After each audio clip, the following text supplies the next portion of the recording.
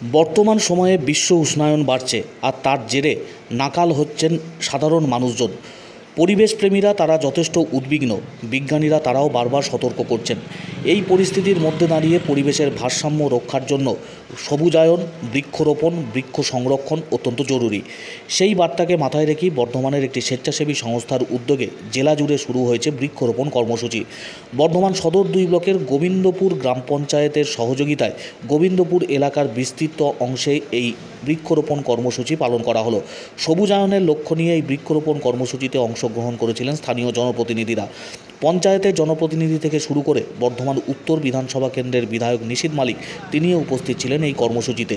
বৃক্ষরোপণ, বৃক্ষ সংরক্ষণ এবং সাধারণ মানুষকে পরিবেশ সম্পর্কে সচেতন করার জন্য বিশেষ উদ্যোগ গ্রহণ করা হয়েছে এই স্বেচ্ছাসেবী সংস্থার উদ্যোগে। শুধুমাত্র গাছ লাগানো নয়, সেই গাছগুলিকে রক্ষণাবেক্ষণ করে যাতে বাঁচিয়ে রাখা যায় তার জন্য সর্বস্তরের মানুষকে এগিয়ে আসার আহ্বান জানানো হয়েছে।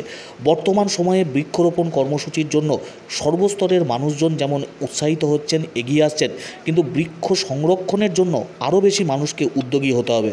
শুধুমাত্র গাছ লাগালেই হবে না, সেই গাছগুলোকে রক্ষণাবেক্ষণ করা, পরিবারের একজন সদস্যের মতো তাকে যাতে বাড়িয়ে তোলা যায় এবং গাছ কাটা বন্ধ করতে সার্বিকভাবে মানুষকে এগিয়ে আসতে হবে। এই বার্তা নিয়েই এই সবুজায়নের পদক্ষেপ গ্রহণ করা হয়েছে। পূর্ব বর্ধমান জেলা জুড়ে চলছে এই বৃক্ষরোপণ কর্মসূচি। বিভিন্ন জায়গায় লাগানো হলো গাছের চারা। বিধায়ক তিনিও সচেতন করলেন সাধারণ মানুষজনকে। অযথা গাছ কাটা নয়, বৃক্ষরোপণ, বৃক্ষ সংরক্ষণ বর্তমান সময়ে অত্যন্ত জরুরি। সেই বার্তা নিয়েই এই সবুজায়নের লক্ষ্য নিয়ে বৃক্ষরোপণ কর্মসূচি। আমার সুবিধা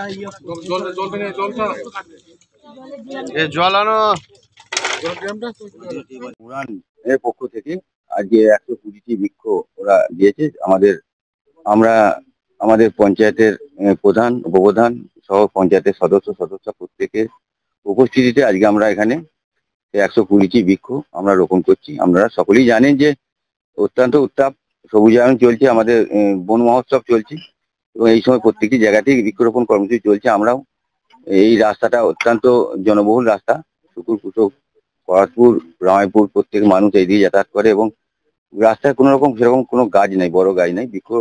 ওই জন্য আমরা বৃক্ষরোপণ করছি যাতে মানুষ ছায়ার মধ্যে এসে বিশ্রাম করতে পারে। এবং এখন ওরা অলরেডি এখানে গাছে শুধু গাছ দেয়নি, গাছের বেড়া পর্যন্ত ওনারা করে দিচ্ছেন যে যাতে করে গাছগুলো মানুষ হতে পারে। আমাদের পঞ্চায়েত থেকেও তীক্ষ্ণ নজর থাকবে যে গাছগুলো যাতে মানুষ হয় এবং মাঝে মাঝে পরিচর্যা হবে। পঞ্চায়েতের যারা প্রতিনিধি আছে তারা মাঝে মাঝে এসে দেখবেন এবং অনুসন্ধান করবেন।